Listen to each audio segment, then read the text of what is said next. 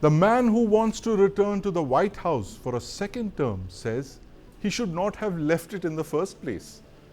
The woman who aspires to become the first woman to sit in the Oval Office says she will protect the democracy he threatens and unite the country he has divided. Both Donald Trump and Kamala Harris have presented stark visions for the future if they lose this election. Trump says the country will go to hell and become communist immediately if he loses, while Kamala Harris describes her opponent as a fascist who wants unchecked power. These are truly the divided states of America. Now, how did the debate in the United States become so polarized? And what does this mean for the US and the world? Joining me on the News9 Plus show today are screenwriter and podcaster Advaita Kala, Ambassador Jayant Dasgupta, Dr. Monish Torangbam, Director of the Kalinga Institute of Indo-Pacific Studies, Dr. Vineet Prakash from the JNU, and in the studio I have with me my colleague Deepak Badana. Welcome to the News9 Plus show. Ambassador Dasgupta, I want to start by asking you this. Why is this being called the most consequential elections in the United States since the Civil War era of the 19th century? I think the most important aspect of this election is that there are such divergent views between the two candidates. Yes. Whether it is immigration or abortion or unemployment or what had happened during the period 2016 to 2020 when President Trump had his stint as president. Because President Trump thinks that, and he says so very clearly, yes, that America was doing tremendously well. Of course, he's given to using these extreme statements, and he says that it will again come back and do even better. Right. So, and Kamala Harris, of course, has put it on balance, saying that good things have happened, but it could have been better.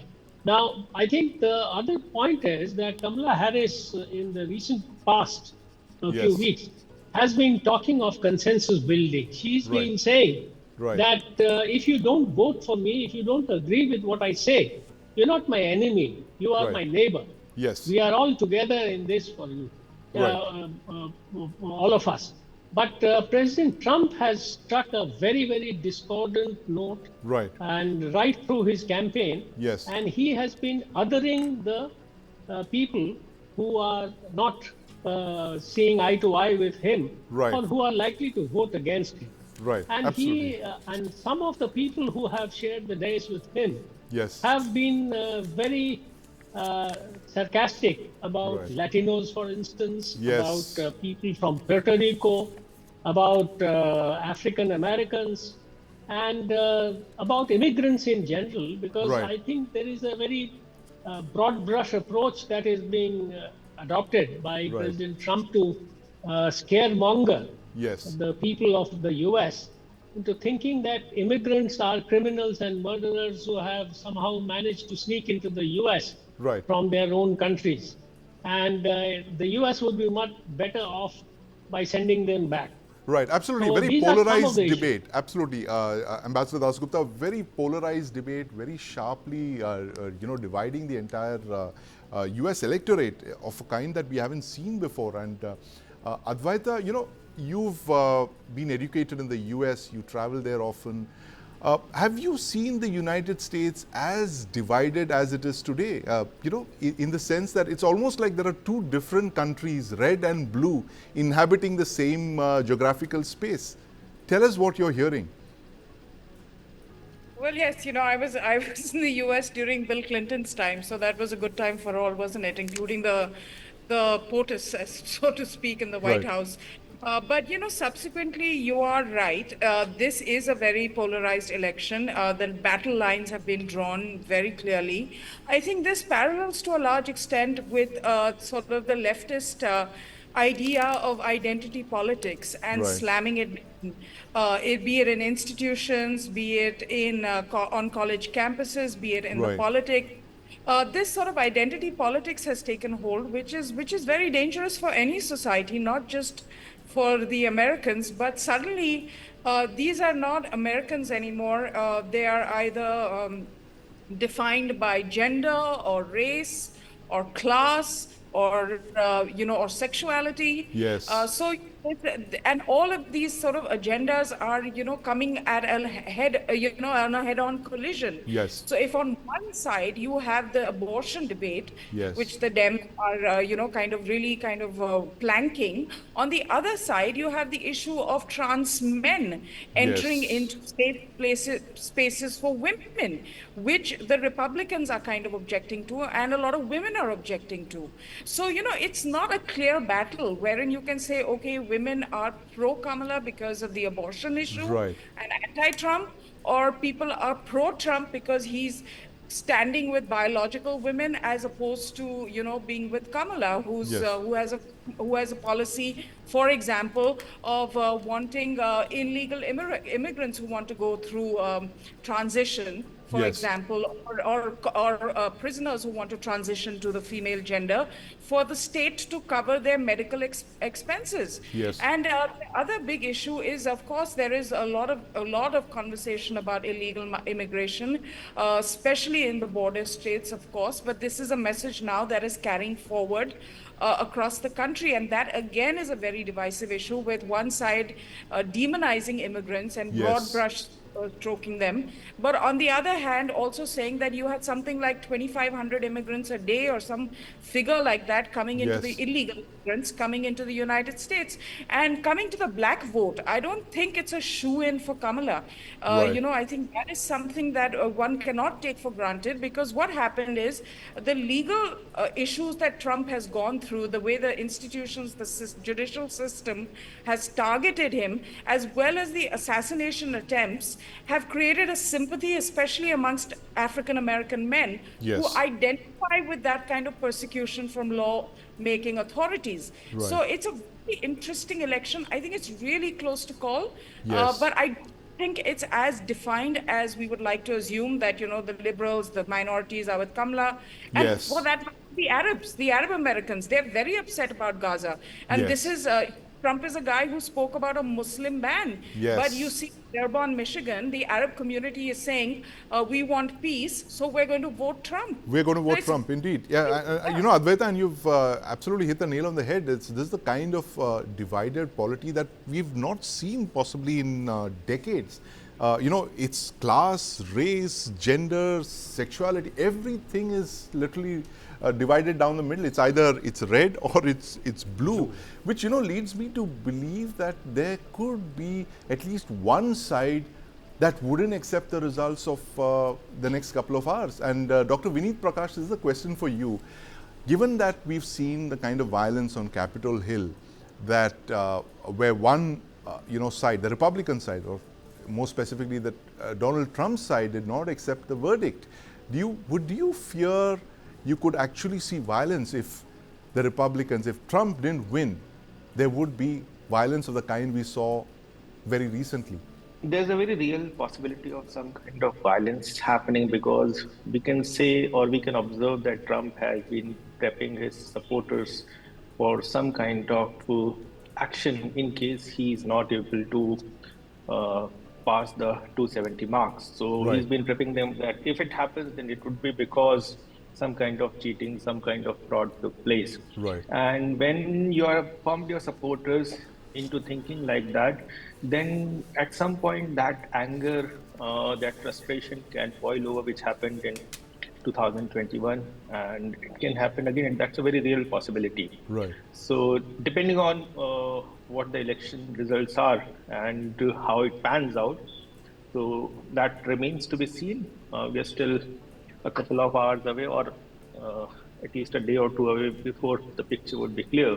Right. Absolutely. In case, yes. yeah, in case it is Kamala, then definitely the possibility of violence is not Kamala winning then the violence might take place. But if Trump is winning, definitely, then we can be rest assured that things would be more peaceful, because it is MAGA Trump supporters who are more inclined towards violence as of Yes, now, what we right. can see. MAGA Trump supporters more inclined towards violence. But Dr. Manish, how did the United States get to this point where, we are actually debating, violence in the United States like we would, like say the United States would debate violence in possibly a third world country, and here we are talking of, land of the free and home of the brave. How did the US get to this point where, you're talking of violent, means if one side does not win the election?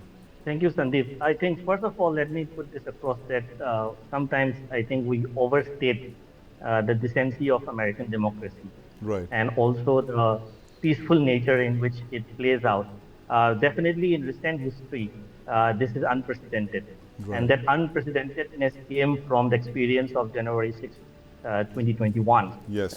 Otherwise, American history, in its long history, has had a lot of experiences of violence and chaos during Right. elections.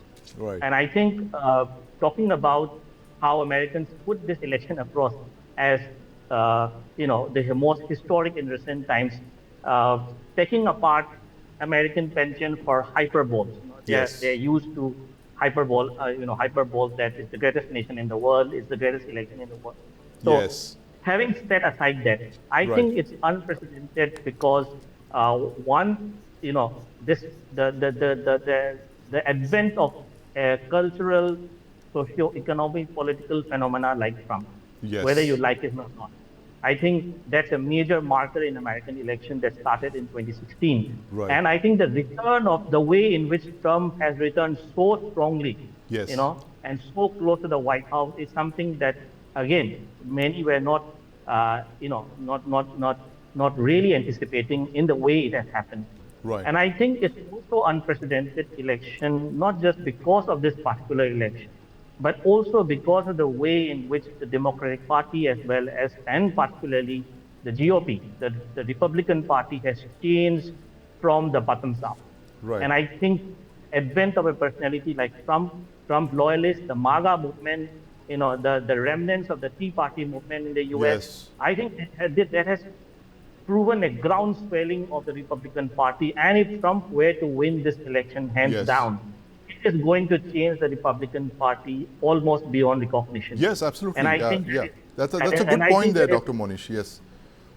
I think Trump is going to that's going change. He already has changed the Republican Party beyond recognition because, for the first time you have, the prospect, Deepak, of former Republican presidents distancing themselves from a Republican candidate. And you have the exact opposite in the Democratic camp where you have, Presidents Bill Clinton and Barack Obama coming out and vote, encouraging voters to vote for Kamala Harris. But you don't see the Bushes and the Cheneys supporting Donald Trump, which leads one to believe that Trump is a phenomenon all by himself.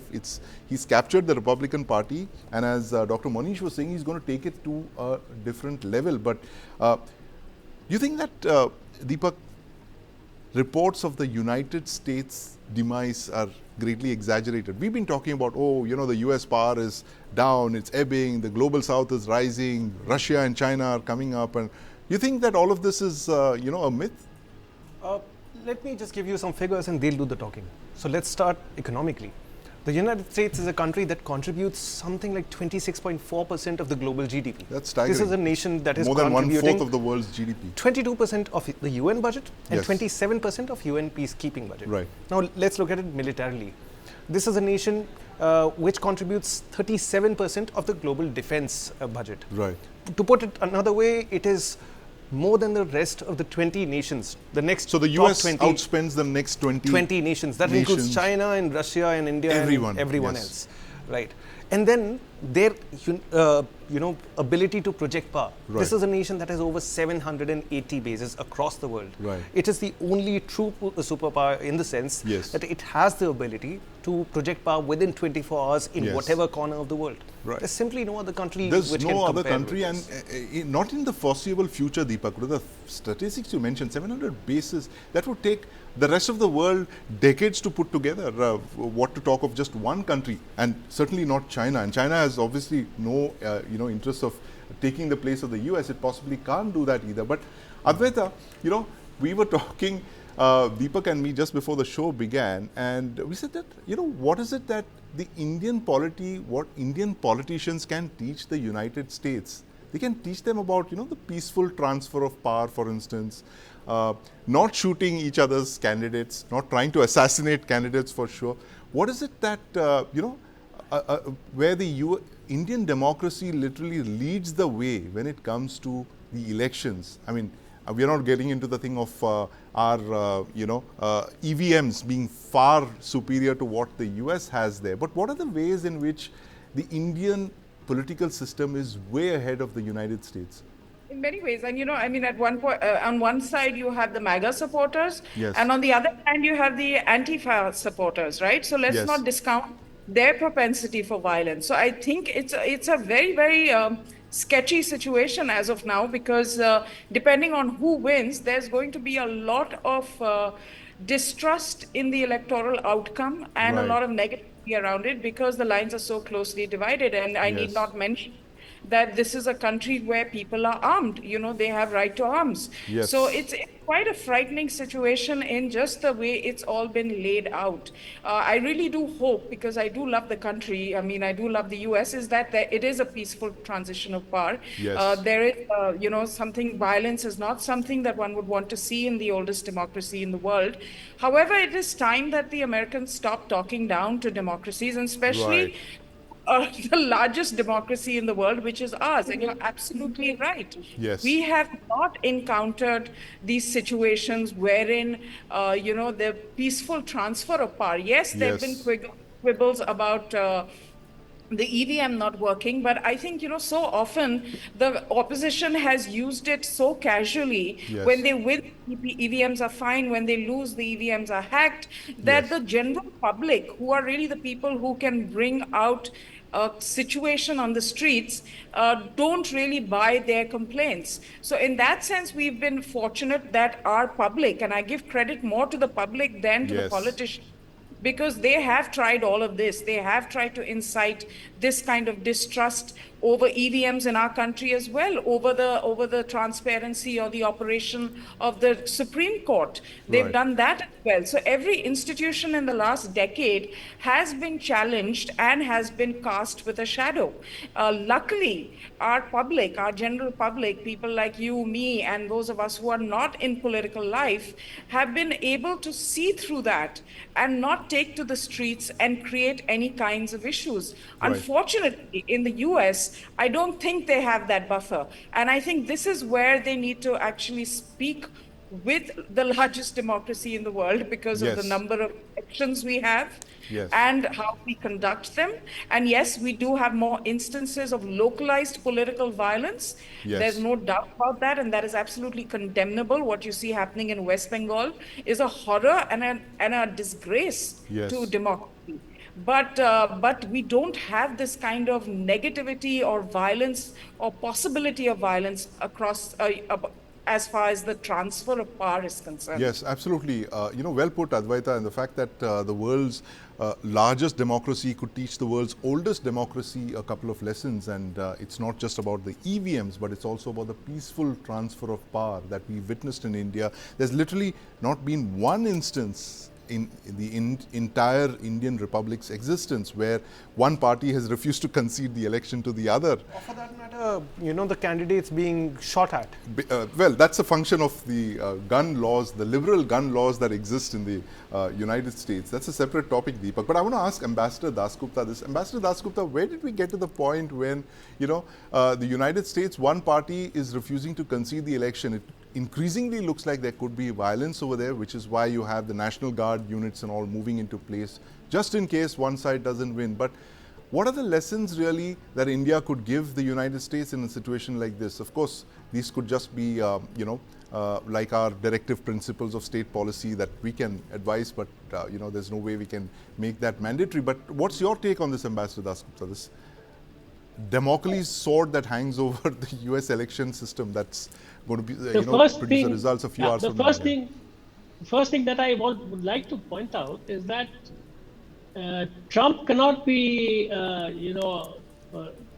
cannot represent the entire Republican electorate or people who vote for Republican candidates, including Trump, in this election.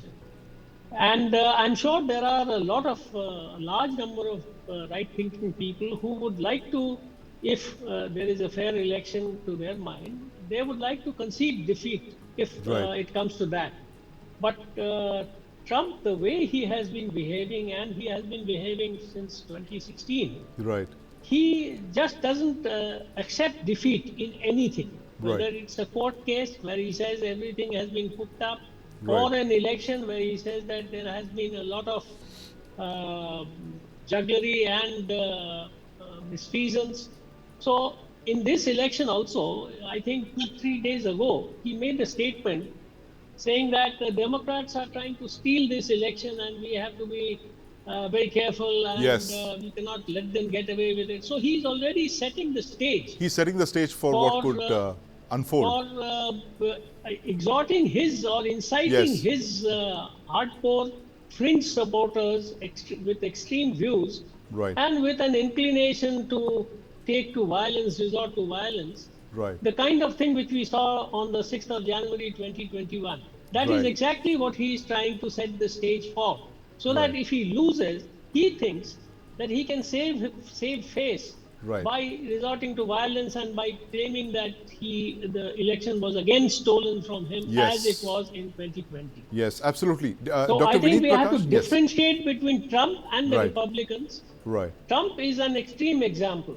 But the Republican Party, I don't think, subscribes to many of his views, extreme views. And that is, I think, a pointer in that direction is, as you mentioned, George Bush and the others, prominent Republican leaders, didn't come to campaign for him or exhort voters. In fact, there are instances of several prominent Republicans saying that please don't vote for Trump, vote for the other side. Right. Absolutely unprecedented situation there in the US elections. And Dr. Vineet Prakash, do you believe that Trump will concede defeat? Or is it going to be Capitol Hill 2.0? What's your take on this? We'll know this in a few hours from now. So we'll be kind of, please be a soothsayer for us and tell us what the future holds.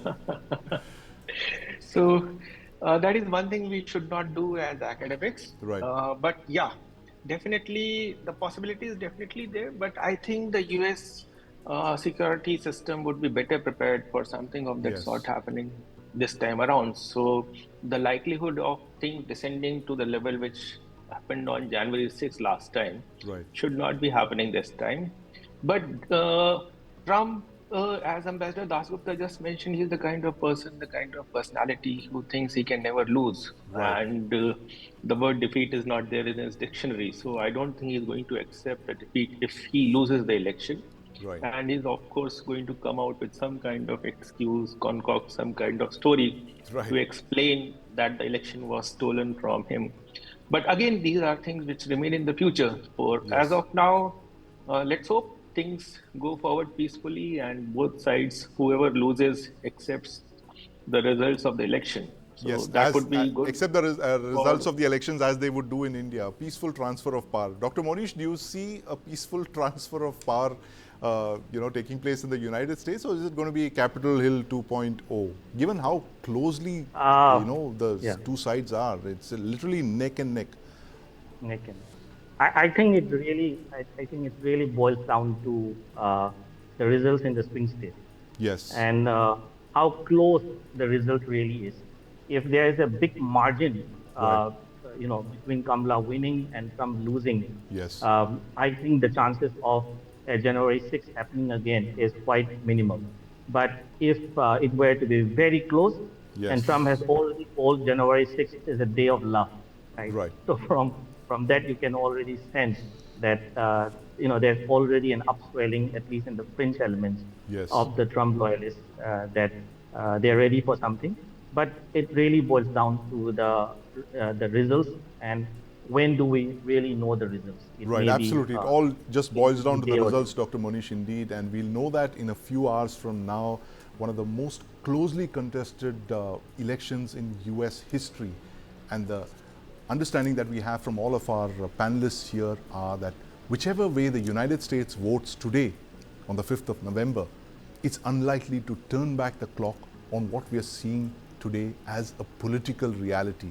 The fact that the United States of America could well be the divided states of America. Thank you so much, Advaita Kala, Ambassador Das Gupta, Dr. Monish, Dr. Vineet Prakash for joining us this evening as we are discussing the US elections that are on halfway across the world. Thank you very much. My colleague Deepak Badana continues to stay with me in the studio.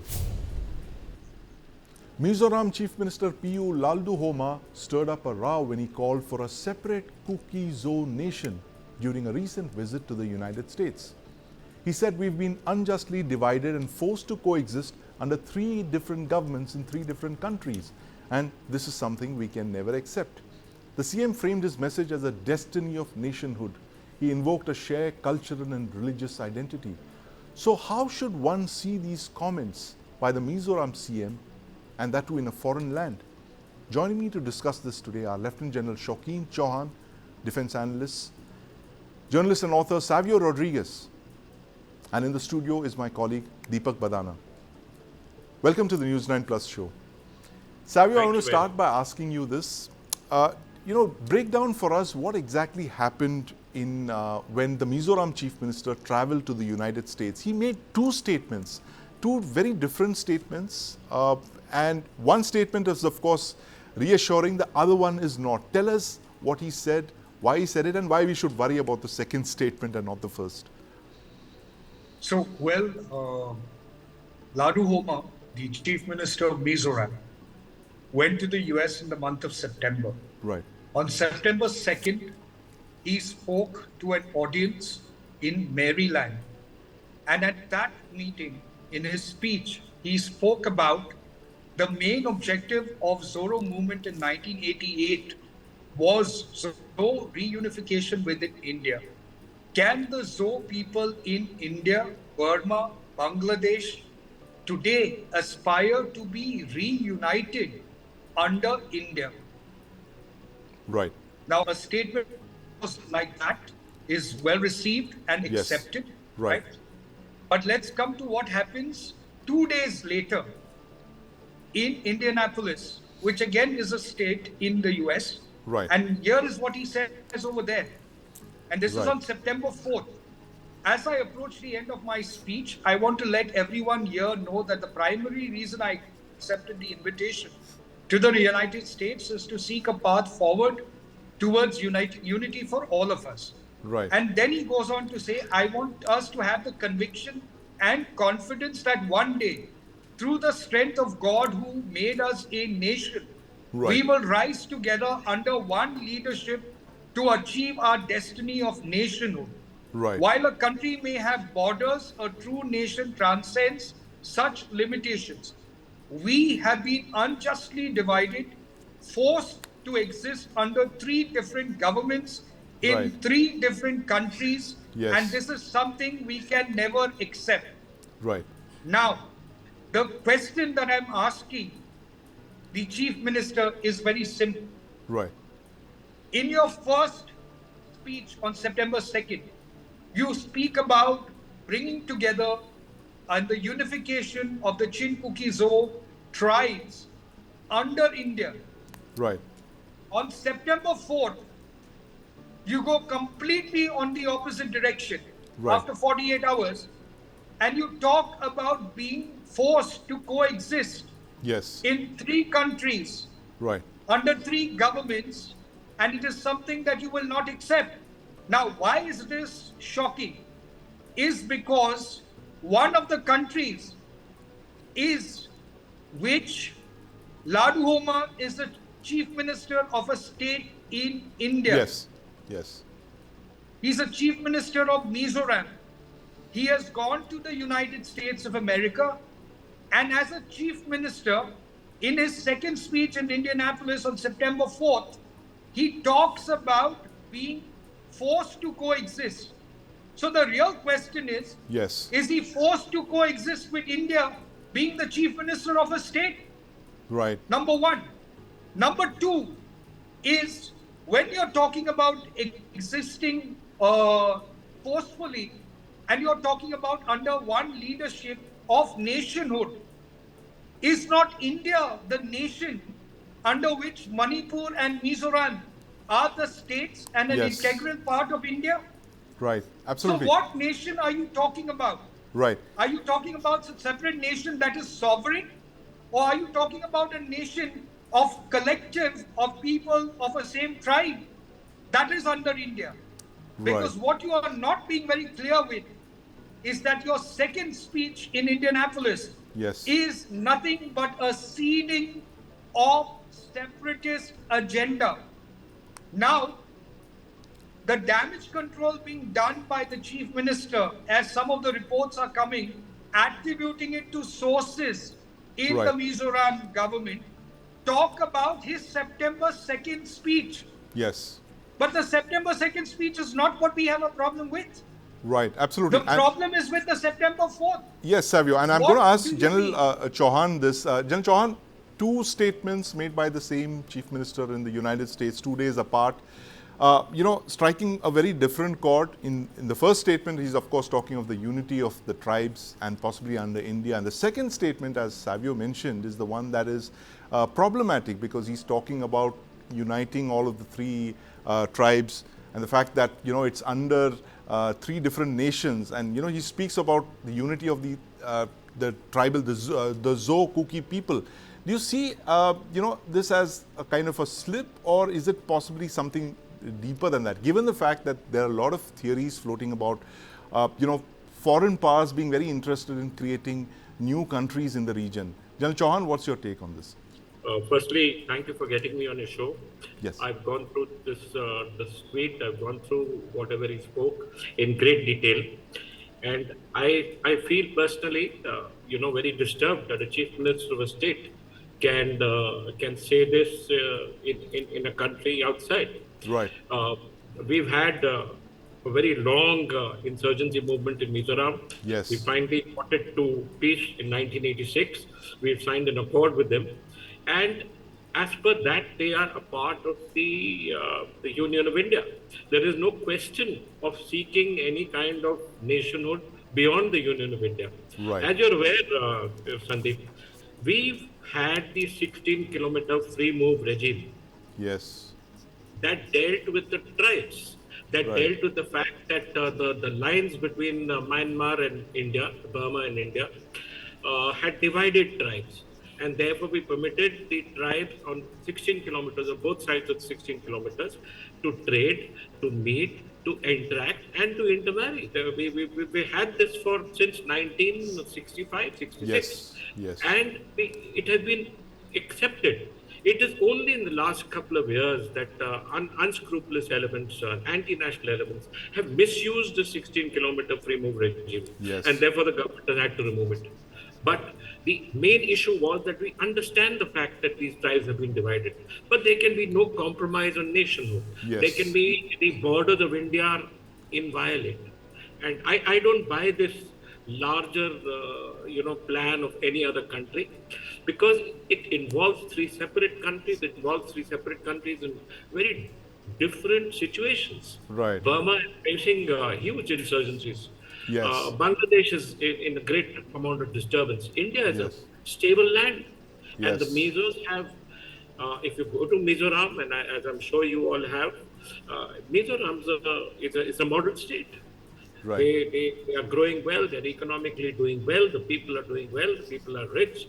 I see no reason why a chief minister of a state should even make this kind of statement. Yes, absolutely. It's baffling indeed, General Chauhan, and thanks for highlighting that, the fact that there can be no negotiating the external boundaries of India. But Deepak, what you've been tracking this region as well. Tell us why this should be of concern to us, the Chief Minister's statement made in the United States. given the fact that you have a kind of an arc of instability in the region in northeastern India. You have Bangladesh, where you've seen a violent protest that upstaged Prime Minister Sheikh Hasina. Then Myanmar has an insurgency that's been raging on for 2 years, and now you have the Chief Minister of a very peaceful state, Mizoram, going abroad and making a statement like this. Should we worry, Deepak? See, while I can't say what the Chief Minister might have intended to do, he'd be the best person to answer for his speech. We're actually waiting for a statement from the Chief Minister. There hasn't been any clarification yet. There hasn't been any proper clarification. Yes. As the sources that they've mentioned refer to the 2nd of September speech. Right. But it must be understood that people in the northeast, particularly this arc from Nagaland, Manipur, Mizoram, there are deep-seated anxieties there today. Right. And they're largely the result of the convergence that the other nations have been facing. Right. So the Chin tribe in Myanmar and the Zo tribe, which also exists in, say, Bangladesh, they would have been at the receiving end of a lot of chaos that happened in the past 1.5 to 2 years. And these tribes are connected. They are relatives practically. So they sympathize with each other's concerns. Yes. Now, it must also be recalled that the Chief Minister was very vocal in his statement against a border fence with Myanmar. Yes. I, in fact, spoke to General Chauhan about it on a story, like I think 6-7 months back. Yes. And that was a very good learning opportunity for me. So there are some anxieties that the Indian state has dealt with. Right. And the question of separatism. Now, Mizoram was the face of, what do you say? Mizoram was one of those states that integrated itself into the Indian Union. Yes. It has existed without, much ado. It's doing relatively well. Right. There's economic progress. And what the Chief Minister might need to do is have a look at what is happening, on the borders. On his doorstep. On his doorstep, and what is happening beyond the borders. So let's ask Savio this, because Savio tracks the Northeast very closely. He's traveled there extensively and spent a lot of time there, as indeed General Chauhan has. And all of you are experts here in the Northeast, beginning with General Chauhan, who's been DG Assam Rifles there. But Savio, tell us this timing of this statement. I mean, do you read more into this than just, say, vote bank politics, that it could be the fact that the Chief Minister just went there to, talk to the community in the United States and say, listen, we are all one people, but, under 3 different geographical entities. But is there more than meets the eye, Savio? I would like to think that the Chief Minister should have been a little bit more prudent in the statements made in the United States. Yes. I'll tell you why.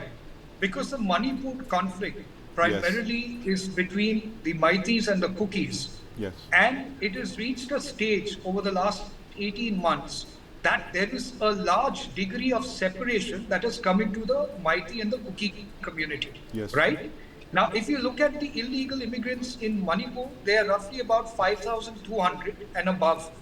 But if you look at the refugees which are termed as refugees but illegal immigrants in Mizoram, there are around 40,000 of them.